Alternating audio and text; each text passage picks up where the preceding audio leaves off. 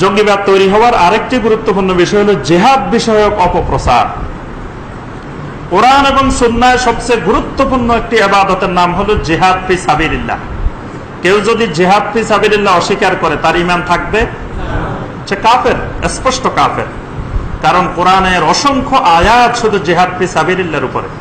সারা দুনিয়া থেকে আমরা জিহাদ মুছে দিতে পারি, আমরা খুতবা থেকে জিহাদ বন্ধ করে দিতে পারি, হাজার হাজার আলেম ওলামার ওয়াজ নসিহত বক্তৃতায় বন্ধ করে দিতে পারি, কিন্তু কোরআনের আয়াতগুলো তো কিয়ামত পর্যন্ত উঠবে না। কোরআনের আয়াত তো থেকে যাবে জিহাদ ফি সাবিলিল্লাহ। তাহলে যখন আমরা জিহাদের আলোচনা বন্ধ করে দিব, যে আমরা বলবো যে আমরা কিন্তু ভয়ে জিহাদের আলোচনা করি না, আমি আজকে 20 বছর খুতবা দিই কিন্তু একটা খুতবা জিহাদ ফি সাবিলিল্লাহর উপরে দিই নাই। এবং শুধু আমি নাই, দেশের বড় বড় ওলামায়ে কেরাম তারা কেউ জিহাদ ফি সাবিলিল্লাহর উপরে কোনোদিন খুতবা দিবেন এইটা আমি শুনি নাই। এটার কারণ কি? কোরআনে এত বিশাল অংশ জুড়ে জিহাদ ফি সাবিলিল্লাহ। হাদিসের প্রত্যেকটা হাদিসের গ্রন্থে দেখবেন যে একটা অধ্যায় আছে কিতাবুল জিহাদ, আছে না? এমন কোন হাদিসের কিতাব পাওয়া যাবে না পৃথিবীতে যেটার মধ্যে কিতাবুল জিহাদ নাই। তো এত বড় একটা গুরুত্বপূর্ণ জিনিস আমরা কেন খুতবা দিই না? আবার আমাদের দেশে দেখবেন ফাজাইলে দরুদ আছে, ফাজাইলে সাদাকাত আছে, ফাজাইলে নামাজ আছে, কিন্তু ফাজাইলে জিহাদ নাই। জিহাদকে আমরা সবাই বাদ দিয়ে দিছি। এই বাদ দেওয়ার কারণ কি? ভয়ে আমরা বাদ দিছি, ভয়ে। এটা কিন্তু ইচ্ছা করে বাদ দেওয়া হয় নাই, সবাই আমরা ভয়ে বাদ দিয়ে দিছি যে জিহাদের আলোচনা করতে গেলে আবার কোন বিপদে না পড়তে হয়, যে বলা হবে যে অমুক মসজিদের খতিব জিহাদি আলোচনা করছে, জিহাদ আলোচনা করছে। কি আলোচনা করছি তো ওটা পরে, আগে হবে যে জিহাদের আলোচনা করছে, বাস অবস্থা খারাপ। এই ভয়ে আমরা জিহাদ ফি সাবিলিল্লাহর আলোচনা বন্ধ করে দিয়েছি। অথচ ইসলামের গুরুত্বপূর্ণ একটা জিনিস জিহাদ ফি সাবিলিল্লাহ। যখন আমরা ভালো ওলামায়ে কেরাম, বড় বড় ওলামায়ে কেরাম এই বিষয়ে চুপ, কোনো কথা বলি না, এই বিষয়টা লুকাই ফেলছি, তখন যারা সুযোগ সন্ধানী, যারা জঙ্গি, যারা সন্ত্রাসী, এই সুযোগটাকে তারা কাজে লাগায়। তখন তারা এসে বলে যে দেখো কোরআনে অসংখ্যবার জিহাদের কথা আসছে, হাদিসে জিহাদের কথা আসছে। এখন ওই ছেলেটার সামনে, ওই যুবকটার সামনে জিহাদ কি জিনিস এটা তো পরিষ্কার নাই, কারণ আমরা ভালো আলেমেরা তো জিহাদের কথাই বলি না। তো না বলার কারণে আপনাদের সামনেও কিন্তু জিহাদ পরিষ্কার নাই। আপনারা এখানে যত মুসল্লি আছেন সবাইকে যদি আমি পরীক্ষা নিই জিহাদ ফি সাবিলিল্লাহ কি জিনিস, একজনও পাস করবেন না, সবাই ফেল করবেন। জিহাদ ফি সাবিলিল্লাহ সম্পর্কে জানেন না, কারণ আমরা আলোচনা করি না। তা না করলে জানবেন কোথা থেকে? এই না জানাটা, এই যে মূর্খতা, জাহালত। জিহাদ ফি সাবিলিল্লাহ ইসলামের একটা পবিত্র ইবাদত, কিন্তু এটার অনেক শর্ত শারায়েত বিধি বিধান আছে। জিহাদটা কে করবে, কারা করবে, কাদের বিরুদ্ধে করবে, কে ঘোষণা দিবে, কখন ঘোষণা দিবে, এটার এই বিধি বিধানগুলো কিন্তু আপনারা কেউ জানেন না। জিহাদ সবাই ঘোষণা দিতে পারে না। একজন আসি ঘোষণা দিয়ে দিল যে আসেন সবাই জিহাদে নামি পড়ি, তাহলে কি আপনারা নামবেন? আর নামলে যদি মারা যান শহীদ হইবেন? শহীদ হবেন না, সব জাহান্নামে যাবেন। কারণ জিহাদ সবাই ঘোষণা দিতে পারে না, কোনো আলেম জিহাদের ঘোষণা দিতে পারে না। জিহাদের ঘোষণা দিবে রাষ্ট্রপ্রধান,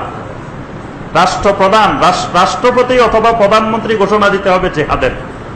অন্য কোন ব্যক্তি জিহাদের ঘোষণা দিলে আপনি আমি জিহাদে নামা যাবে না, নামি মারা গেলে সেখানে শহীদ হবেন না, জাহান্নামে যাবেন।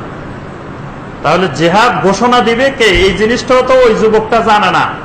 ওই যুবকটা মনে করে হুজুরেরা মনে হয় জিহাদের ঘোষণা দিতে পারে, হুজুরেরা ওলামায়ে কেরাম জিহাদের ঘোষণা দিতে পারে না। জিহাদটা ঘোষণা দিবে রাষ্ট্রপ্রধান। জিহাদটা হবে রাষ্ট্রের উপরে, মুসলিম রাষ্ট্রের উপরে যখন আক্রমণ হবে তখন রাষ্ট্র রক্ষা করার জন্য জিহাদ, দিন কায়েমের জন্য জিহাদ না। দিন কায়েমের জন্য দাওয়াত, দিন কায়েমের জন্য জিহাদ হয় না। এই যে জিহাদ ফি সাবিলিল্লাহটা, এমনকি নবী সাল্লাল্লাহু আলাইহি ওয়াসাল্লাম যখন দেখেন মাক্কি জীবনে কোনোদিন জিহাদের ঘোষণা দেন নাই, দীর্ঘ 13 বছর কোন জিহাদের ঘোষণা নবী সাল্লাল্লাহু আলাইহি ওয়াসাল্লাম দিয়েছেন? মাদানী জীবনে গিয়ে দিচ্ছেন, কারণ মদিনাতে একটা ইসলামিক রাষ্ট্র কায়েম হয়েছে, কোরআন সুন্নাহ রাষ্ট্র কায়েম হয়েছে। তখন এই রাষ্ট্রের উপরে যখন অন্যরা আক্রমণ করেছে তখন নবী সাল্লাল্লাহু আলাইহি ওয়াসাল্লাম জিহাদের ঘোষণা দিয়েছেন মাদানী জীবন। এবং সেই জিহাদের ঘোষণার মধ্যে আরো কত শর্ত। যখন জিহাদের রওনা দিচ্ছেন নবী সাল্লাল্লাহু আলাইহি ওয়াসাল্লাম একটা খুতবাতুল হাজাত দিতেন, খুতবা দিতেন। সেই খুতবার মধ্যে বলে দিতেন, খবরদার যেখানে তোমরা যুদ্ধ করতে যাচ্ছ ওই এলাকার কোন নারী, বৃদ্ধ, অসহায়, দুর্বল কারো উপর আক্রমণ করা যাবে না, সাধারণ মানুষের উপর আক্রমণ করা যাবে না। ওই এলাকার কোনো গাছপালা কাটা যাবে না, ওই এলাকায় বাড়িঘরে আগুন দেওয়া যাবে না, ওই এলাকার কোনো পশু পাখি হত্যা করা যাবে না। শুধু যারা তোমার সামনে মোকাবেলা করতে আসবে তাদের সাথে তোমার জিহাদটা হবে।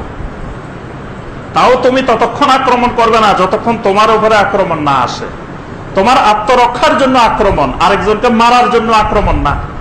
নবী সাল্লাল্লাহু আলাইহি ওয়াসাল্লাম এতগুলো যুদ্ধের সেনাপতি ছিলেন, আল্লাহু আকবার।